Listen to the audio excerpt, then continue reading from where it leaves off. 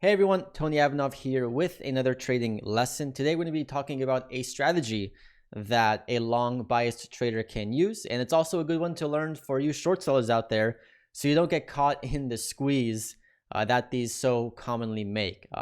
Some of the biggest supernovas that I've seen in my trading career have done this same exact specific pattern. So it's a very powerful one to learn because you can usually get a very good dip buy entry prior to the big run-up, and it's a very commonly consistent strategy that usually plays out in the upside. So it's broken down very simply into three main steps. I call it the day two dip buy.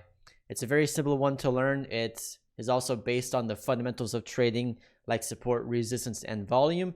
No indicators needed, no extra knowledge needed. It's just a pure, simple bounce based on technicals and based on people being trapped in the trade.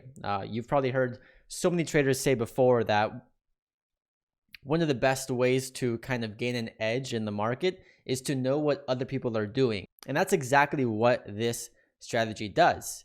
It benefits off the fact of knowing that there are short sellers who are trapped on day one, and also knowing that there are long traders who sold for a small profit and they're going to want to chase the spike later on the next day. So like I said, it's a very powerful strategy to learn and add into your toolkit. As always, with all strategies, I highly recommend that you don't just take me for face value.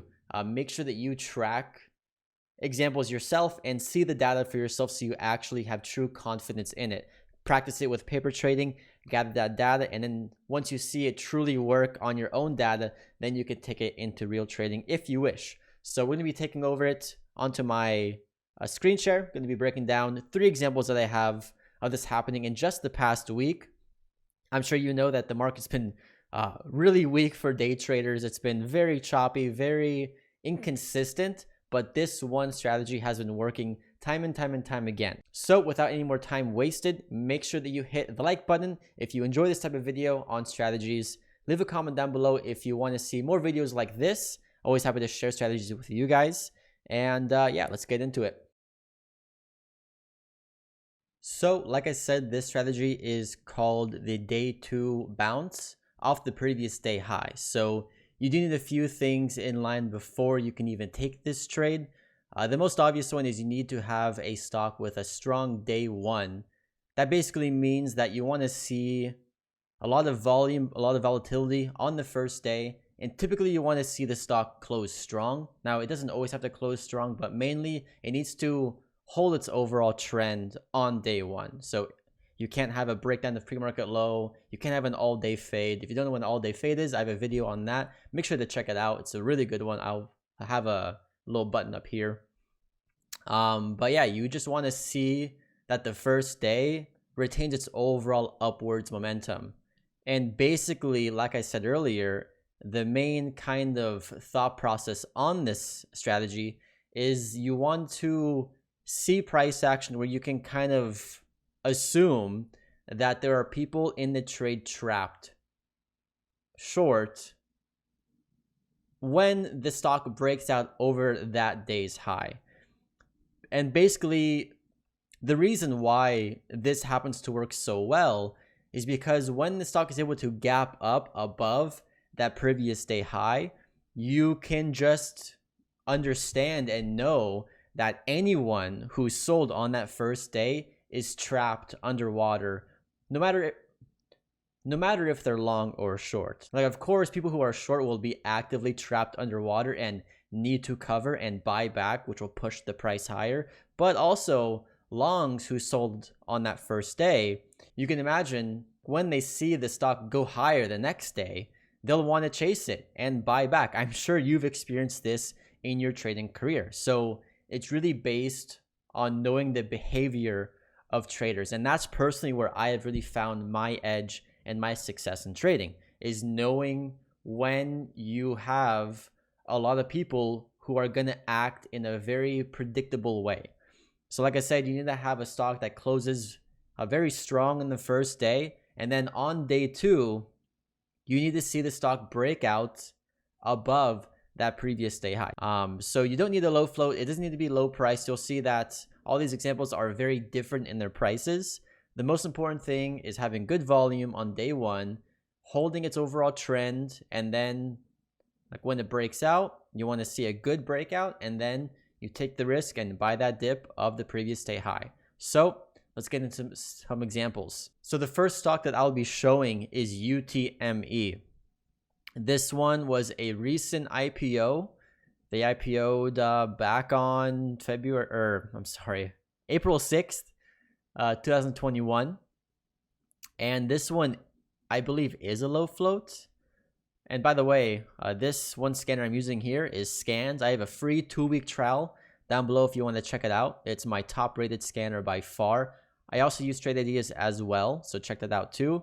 And the platform I'm using right now is eTrade Pro, which I don't even think is available anymore. I'm just kind of grandfathered into it. But let's see, UTME. Yeah, this one, it doesn't even show the float on Scans because it's so new, but you can see the shares outstanding is about 8.2 million shares. So that means no matter what, the float can't be bigger than that. So let's see the price action here. What exactly happened? So basically, the way that this works is that you can see, if we look at the first day, this thing had a lot of volatility, right? It had a lot of range. Like it ran from 11 bucks, ran as high as 45, 46 bucks, pulled back to 25, and then closed really strong right into those highs. And if you use a little trick, the 5-minute line chart, then you can see clearly exactly where the kind of top resistance is. And you can see I have it drawn here with this red line. About $46 was that first day's resistance. And you can see on pre-market the next morning, it had gapped up above that $46 level. So now the way to kind of think of this is that anyone who sold on this first day, anyone who sold long, anyone who shorted, all in this price action is now trapped underwater. Meaning they're going to want to buy back for as small of a loss as they can. We can kind of assume, now it's not a perfect assumption, but we can kind of assume that a lot of sellers are probably in the highs of the previous day. So where they're going to want to buy back for the smallest loss, they're going to want to buy back into that previous day high as support. So that right there is the strategy. That's the entry right there. Next day, you see a gap up above that first day high, and you take that dip buy off the previous day high as new support. And you can see this one worked out really well, and it ran over 100% in one day. Imagine that, in one day, 100%. Now, obviously, this won't happen for every trade. The next two examples I have only ran, I think, 20%, but you can see this happen, especially with these kind of lower float, extremely volatile, halty type stocks. See, this thing went from $46 all the way up to $104, and it went up 123% in like what, an hour, if that. That's a really good day trade, and that is just the power of this day two setup. Like I said, some of the biggest supernovas that I've seen in my career, they typically happen over multiple days, and on day two, you'll see this type of pattern happen where it gaps up above the first very high volume day, and as long as it can hold that support, it's going to squeeze. Now, of course, as with everything, nothing's guaranteed with trading. You will see times that this happens, you take this entry, and it does not work out. That's why you have to have a plan in place in case you're wrong. There's no such thing as guaranteed success, and you have to always have a plan in case the trade fails and accept when the trade fails. So make sure that you understand that. So the next example I have is RICE. Now this one was a very awesome setup.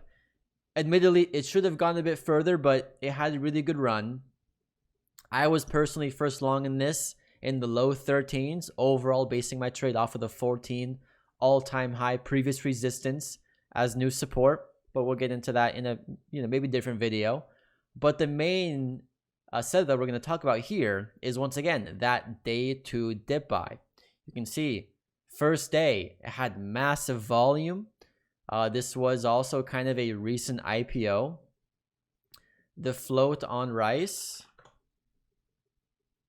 is 21 million shares, so it's a lot larger of a float than the previous example, but you can see the pattern still works out. And this one, once again, a very similar kind of setup. Doesn't have to happen as a gap up. It can happen after market open too, but you can see on day one, it kind of set this resistance here. You can see 3 times it held resistance in this kind of 1540s area. Overall holds support though into the next day. Even retests that support the next day and holds it, traps more shorts off this view up rejection. Then all of a sudden it gets a ton of volume, breaks out clean through that previous day high. As soon as that happens, I'm looking to have a dip buy off that previous day high level. Now with these type of entries, usually what I do, well, not usually, what I always do is I don't look for price action to confirm the support. What I do is I just leave orders at the level, taking the risk, trying to get that best entry, because if you wait for confirmation, it's going to take too long and you're going to miss out on that solid entry. So you can see here, you only had probably a couple minutes to take that dip buy because it was only one 5-minute wick. But you can see that wick down here at about 11:10 a.m. market time, it dropped down to a low of 1550s, really close to that 1540 previous resistance as new support. Let's look at the 1-minute chart. I never trade on the 1-minute chart, but just look at the price section. You can see having a dip buy down into that support would have been very hard if you did not already have orders waiting there. So you might want to learn how to get confidence in leaving orders at support, good levels of support, taking that risk, getting that solid entry average.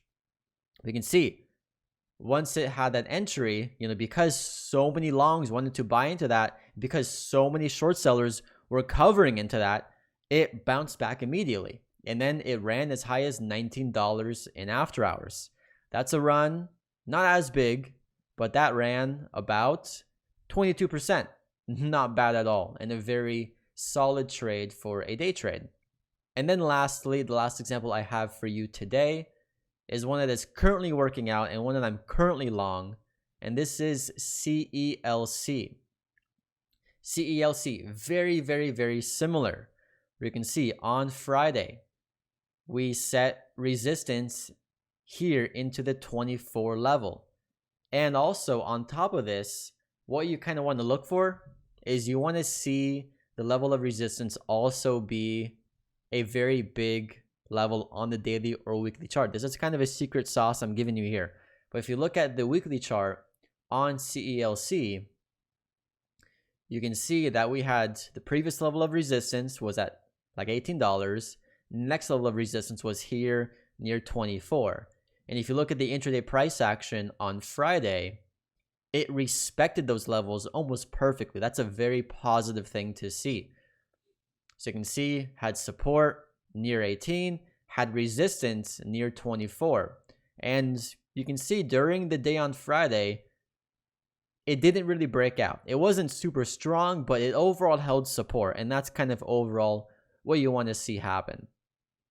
Next day, on Monday, it had market open. And once again, it broke cleanly through that previous resistance. As soon as that happens, I'm throwing orders down at that previous day high as support. In this case, it was $24. I was filled on that dip. And so far, it has ran as high as $29, currently up about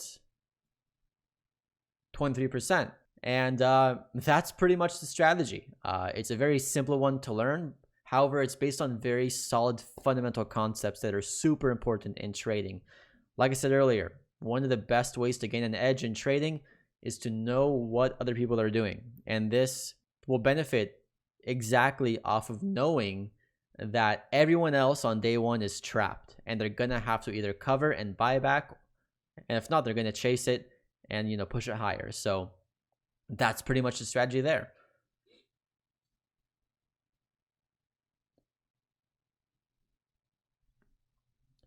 So like I said in the beginning, before you try this out for your own, make sure that you track it and see it work for yourself. Don't just blindly follow what I'm saying. Make sure that you track it yourself in your own data, and also make sure to practice it first in paper. Once you see it actually working and you can see the confidence in the data, then you can choose to take it, for real and try to apply it with a real trading account. But with that being said, hopefully you enjoyed this little lesson on my strategy here. If you have any questions about this lesson, make sure to leave a comment down below. And as always, please do me a favor. It took only a few seconds. Hit the like button. Also hit the subscribe button next to it to be notified of future videos if you like these. And I'll see you in the next trading lesson.